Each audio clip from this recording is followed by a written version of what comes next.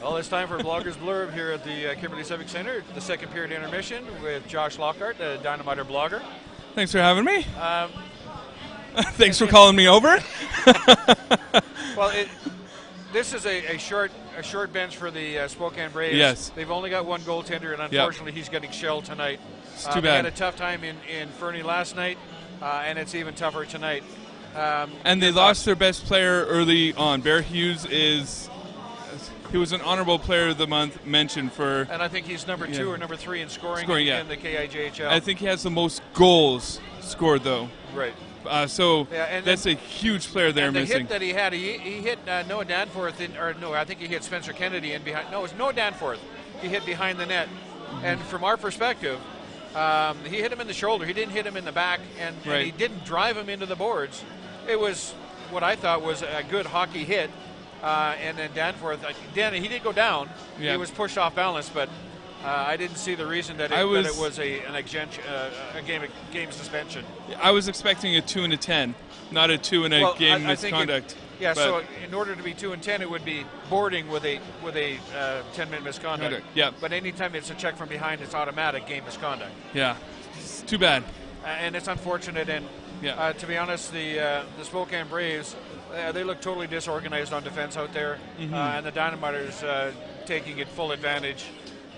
Their power play is clicking, but so is the Braves. They've scored a power play goal like 2 seconds in. 3 seconds. 3 seconds in. Which, not that I want to advertise the Dynamiters' weakness, but they lose a lot of lost face-offs. And that was an example of losing a lost face-off. I agree, and Adam Anderson has had to be quick on a couple of face-off opportunities where the Spokane centerman has flicked it towards the net right off the bat. We saw that at the end of the first period. Exactly. Yeah. With 0.4 seconds, it could have been a goal. That would have been a very interesting situation had it gone in. Yes. Is there enough time for a puck to be dropped and go into the net with 0.4 seconds left in the period? Yeah. We don't have to worry about it. So no. And that would have made the game close. Yeah. But again, the Spokane Braves look totally disorganized, and they look gassed out there. They played a tough game in Fernie last night, and I'm sure Fernie played a physical game with them. They look like they're just wore out. And this isn't the same kind of game that when we were in Spokane and they beat us. This is not at all the game I expected tonight when we were playing the number 2 team in the Neil Murdoch division. So this is a surprise. 16 skaters on the road twice. Yeah. It's going to be tough. But I fully expect it. And the fact that they've only got a 16-year-old goalie and no backup. Yeah. So, again, that makes it awful tough. It's a tall order for them to do against one of the top teams in the KI, being the Dynamiters, but still. It's interesting to see how Nelson is doing up in Columbia Valley, or actually they're playing in Nelson tonight. Yes. How the Leafs are doing against the Columbia Valley Rockies, again with a short bench. But although they did get their backup goalie back tonight, because he was given a suspension and his suspension had expired. Right. Their number 1 goalie, I think, is going to be injured for quite a few more games. But their AP that they had yesterday was fantastic, I thought. And I guarantee you, if the Dynamiters at the end of the season make an offer to that goaltender to come and play in Kimberley, that'd be great. But I understand he's a Nelson lad. I believe he's from Nelson, yes. So if the Nelson Leafs don't try to pick him up for next season, then there's something wrong. He played outstanding yesterday. And only the night before he scored a shutout. Yeah. Great for a 16-year-old goaltender. So, but hopefully, I'm always hopeful that we'll keep Anderson and Anderson next season. But you also like to see the players move on, like how we talked about Jackson Bohan. Yep. He'll probably playing right now with the Surrey Eagles. Probably going into the second period. Yeah. So let's talk about tonight's game. I noticed that after the game got to 5-1 on the power plays, Coach Stewart put out his second power play unit to start it off. And then when Palmer and Gedney and Russell got on after the second power play unit didn't score, they came back and within a few seconds they made it. And that was, I believe, the 7th goal that they put it behind. Which is the hat trick goal. The hat trick goal. Yeah. Let's talk about Chase Gedney with the hat trick tonight. He's looking a little bit sharper tonight than he did last night. Mm-hmm. He did score a goal last night, so that's 4 goals this weekend for him. Yes. But yes. But he did not look sharp last night.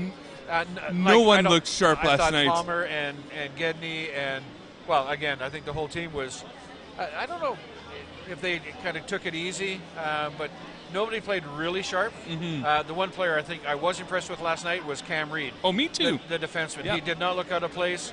And as an AP player, I thought, again, this is a player that the Dynamiters want to bring into camp next year. Yep. I think he's 15 years old, so he'll be 16 next year, I believe. Regardless, he was outstanding. I thought he was either the first or the second best defenseman the Dynamiters had last night.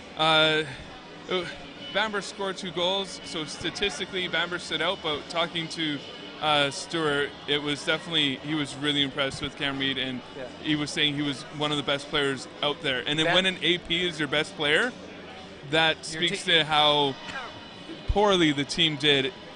Well, and that's the, I guess, a sign of a really good team is that you can play not your best game and come out with a victory. Yeah. Albeit against a team that was shorthanded. But Nelson didn't look like they ran out of gas until late in that third period. Yeah, it was the second half of the third. Yeah. So they kept it close for 50 minutes, and then the Dynamiters scored an empty net goal to put it out of reach. It's going to be interesting for me to see how this third period here plays out, because you don't want to take your foot off the gas pedal, but at the same time, it's a 9-1 lead. So is this an opportunity for the Dynamiters to learn how to play with the lead without trying to be too offensive? But I don't know. I think we're going to see less of Palmer, Gedney, and Russell. I think they'll probably be getting their every third shift, or even every fourth shift. I think they'll roll 4 lines. And again, I think they want to play their system so that they don't get complacent. Yes. Because next week they're going to have a couple of tough games as well. Not the least of which is going to be against the Columbia Valley Rockies on Saturday night here.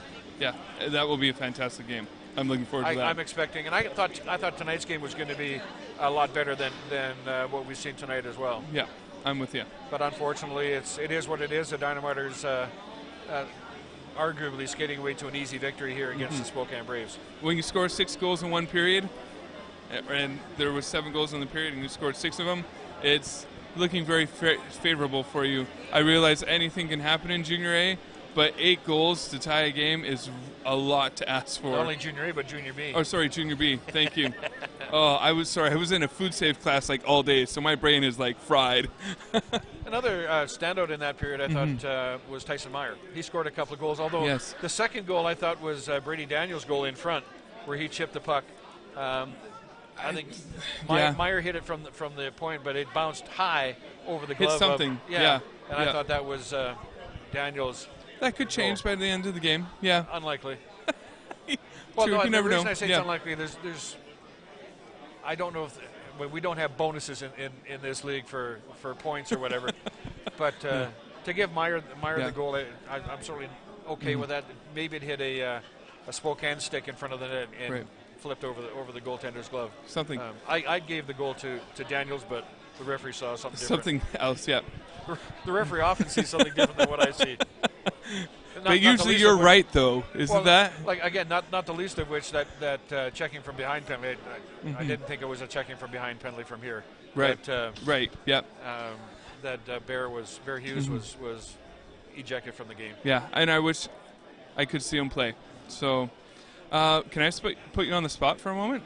Which spot would you like? Well, right where you are. Cranbrook having a KI team. I was in discussions with some other people who don't know anything. Yes. And apparently, a couple of WHL teams would like to move to Cranbrook.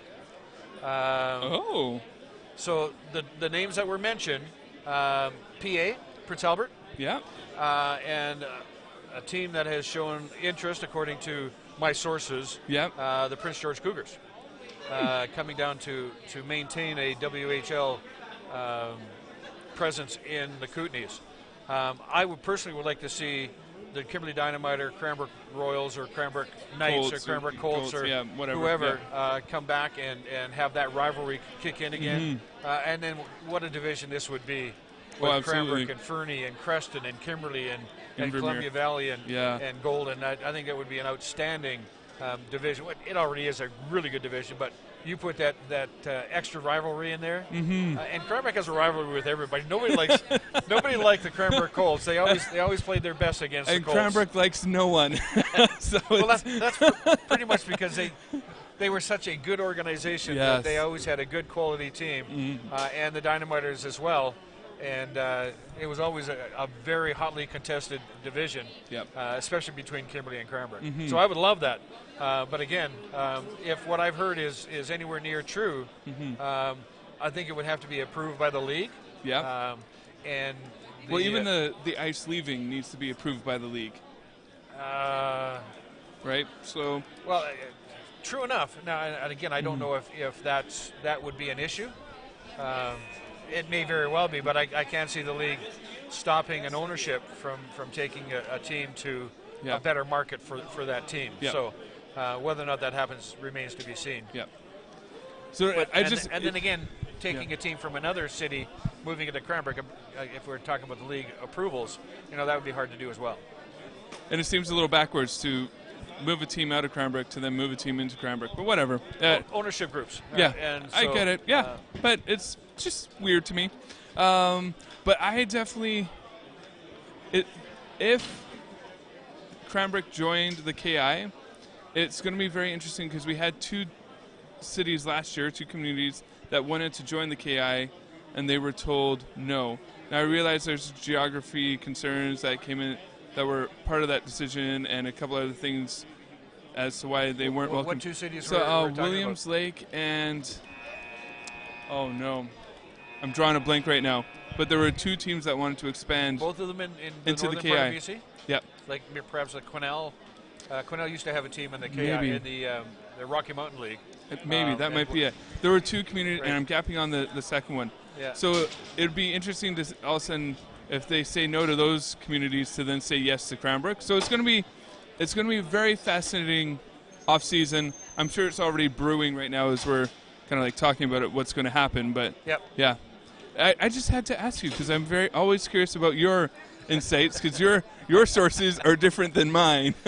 Well, and again, I was thinking that would be a great idea to have the Cranbrook organization have a junior B, but it's awful tough at the junior B level to pay for a facility like the Recplex. Yes. You're not going to get enough butts in the seats, if you will, to pay for that kind of facility. No. Whereas you might very well with another WHL hockey club coming in and having the kind of excitement that WHL brings. So, but I would, if Cranbrook does get an opportunity to come to the KIJHL, I certainly hope it wouldn't be in the Cranbrook Memorial Arena. That's a really tough place to play hockey. I know, but that's where I hope it would happen because there's so much history in there, like our barn. There's a lot of history. Yes. Right. Anyway, well, thanks for dropping over for a little chat. Thanks for calling me over. You bring a good perspective, and we enjoy talking to you, and I look forward to seeing your blog. Okay, will do. Josh Lockhart, the Kimberley Dynamiter blogger.